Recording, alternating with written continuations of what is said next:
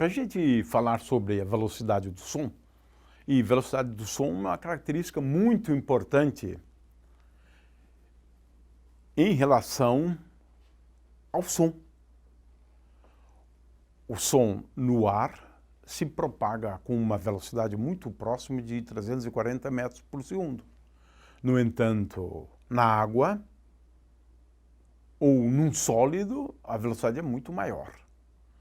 Então, essa questão da velocidade do som e como determinar a velocidade do som, se nós estamos falando de um gás ideal, de um sólido, etc., nós então precisamos agora retomar a equação de ondas. Ou seja, nós deduzimos que a equação de ondas para a propagação de uma onda de pressão é dada por 1 sobre V ao quadrado vezes D2P dt2 igual a 0.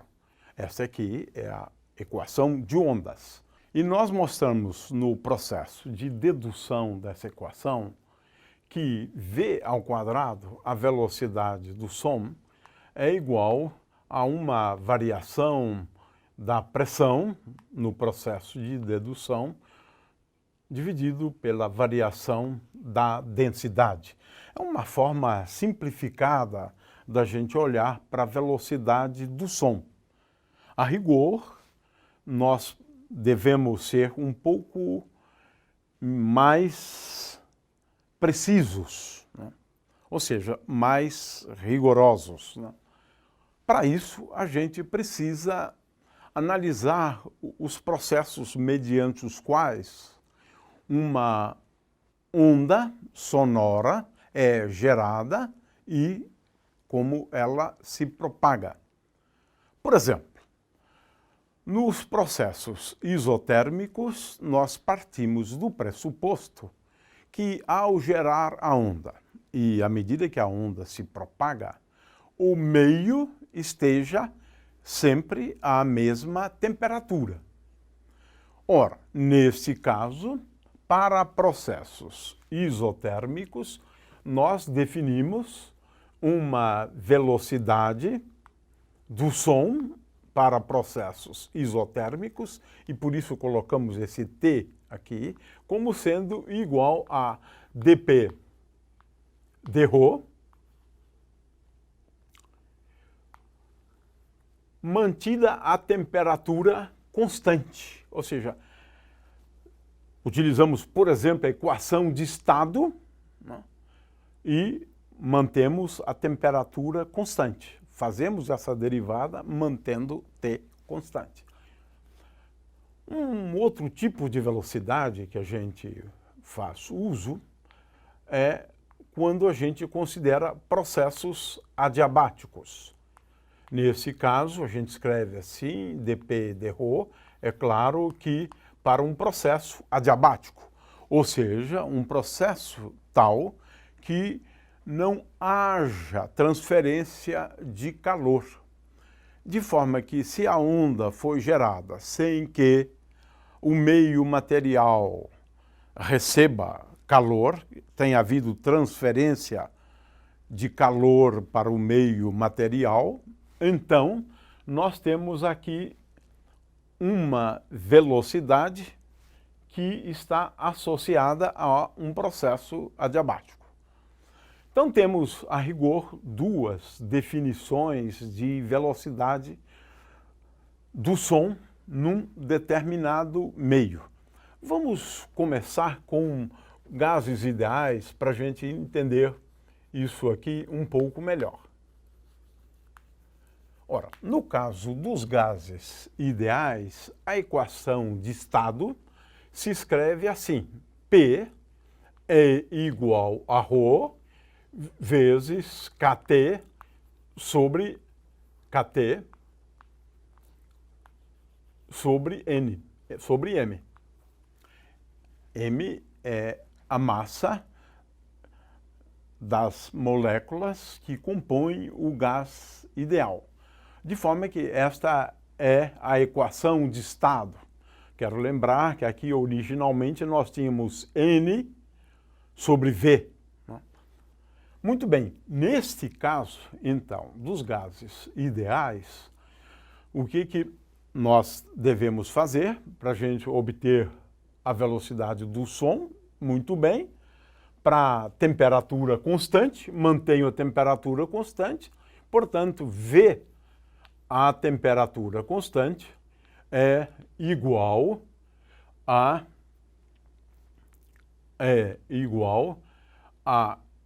Kt sobre M. Consequentemente, veja, a temperatura tem um papel importante, porque nesse caso, V é igual a raiz quadrada de K vezes T sobre M. A velocidade, consequentemente, depende da temperatura. Agora, aqui nós deduzimos para um processo isotérmico.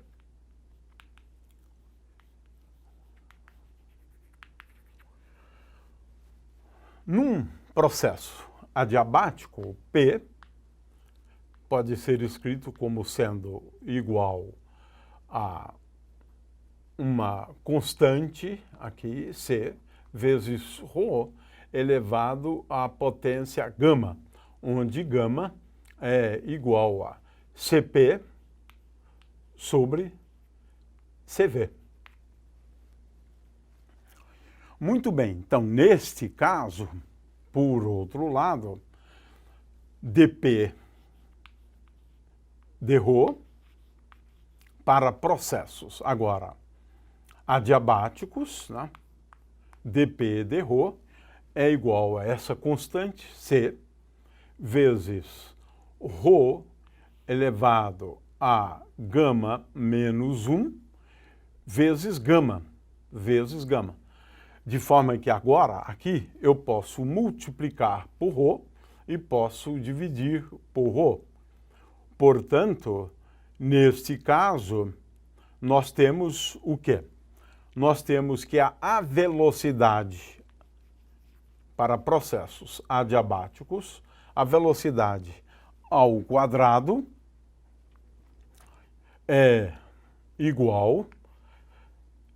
O que temos aqui agora é a pressão, então é gama vezes a pressão dividida por ρ, pressão dividida pela densidade.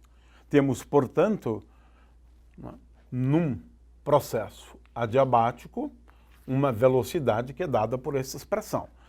Se eu tenho um gás ideal e o processo for adiabático, então vamos olhar aqui, P sobre ρ é igual a Kt sobre M. Veja que agora a velocidade para processos adiabáticos é tal que gama, agora eu estou falando de um gás ideal, gama, vezes P sobre ρ, mas P sobre ρ é igual a Kt sobre M.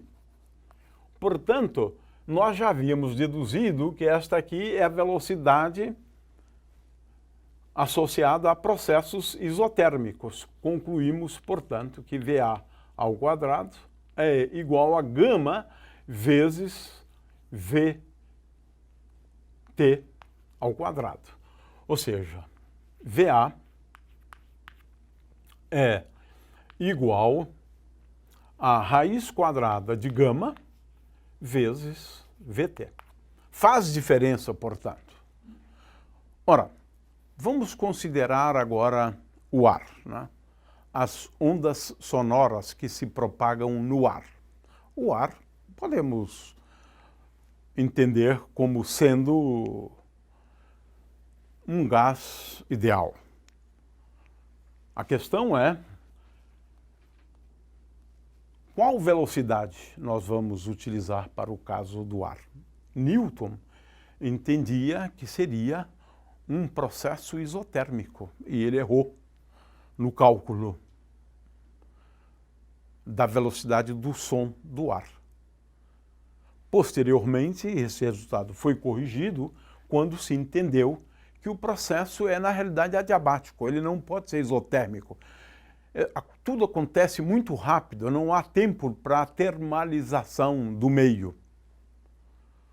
Consequentemente, a expressão correta para a velocidade do ar é esta aqui, né?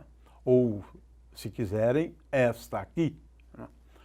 De forma que a velocidade, de qualquer maneira, do som no ar, e vamos, na realidade, ficar por aqui, talvez possamos comentar um pouco mais no caso de sólidos, né, e líquidos, mas o fato é que V, para o caso do ar, né, é igual, aí precisamos determinar, né, o valor dessa constante para o ar, né? Ele é composto por várias moléculas, precisamos estender isso aqui para várias moléculas, né?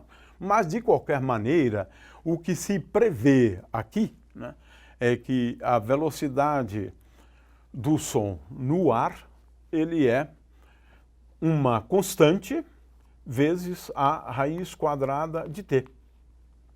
E, de fato, é isso que se verifica. Por exemplo, a velocidade do som no ar para temperatura de 0 graus Celsius é de 331 metros por segundo. A 20 graus Celsius, essa temperatura, que é de 293 graus Kelvin, essa velocidade já é de 340 metros por segundo. Então, a velocidade do som no ar depende da temperatura. Depende com a raiz quadrada da temperatura. E isso se verifica, de fato, experimentalmente, né? E agora, com respeito a sólidos e fluidos e assim por diante. Ora, agora nós vamos voltar, né, às nossas constantes, né, compressibilidade e elasticidade do meio, e vamos lembrar, então, agora esta nossa expressão aqui, inicial, né, e vamos fazer o seguinte, vamos escrever agora a velocidade, nesse caso, como sendo igual a ΔP dividido por Δρ, né? E vamos, então, nos lembrar que a constante K vezes dP, ou ΔP, se quiser, então, vezes ΔP. Claro que ΔP é uma variação pequena, não necessariamente infinitesimal. Eu posso escrever a mesma relação para uma variação infinitesimal. Então, posso escrever K vezes dP, ou K vezes ΔP é igual a menos ΔV dividido por V, o que é a mesma coisa que mais agora Δρ dividido por ρ. Portanto, K dP é igual a dρ sobre ρ. Consequentemente, dP dρ é igual a 1 sobre K vezes ρ. Consequentemente, daqui segue que a velocidade do som, no caso, a velocidade do som no caso de um sólido, é igual a 1 sobre K, essa constante de compressibilidade, né, do meio material, vezes ρ. Podemos expressá-la também por meio da constante de elasticidade, que é B. Então, às vezes, escrevemos isso como sendo igual a B sobre ρ. Consequentemente, V é igual a raiz quadrada de 1 sobre K vezes ρ, ou, o que é a mesma coisa, igual a raiz quadrada de B sobre ρ. Bom, o que a gente quer chamar atenção aqui é para o fato de que a velocidade agora depende da densidade do meio e de uma constante que caracteriza o meio material, que caracteriza o meio elástico, porque isso aqui, na realidade, como foi explicado antes, nós estamos falando aqui da lei de Hooke.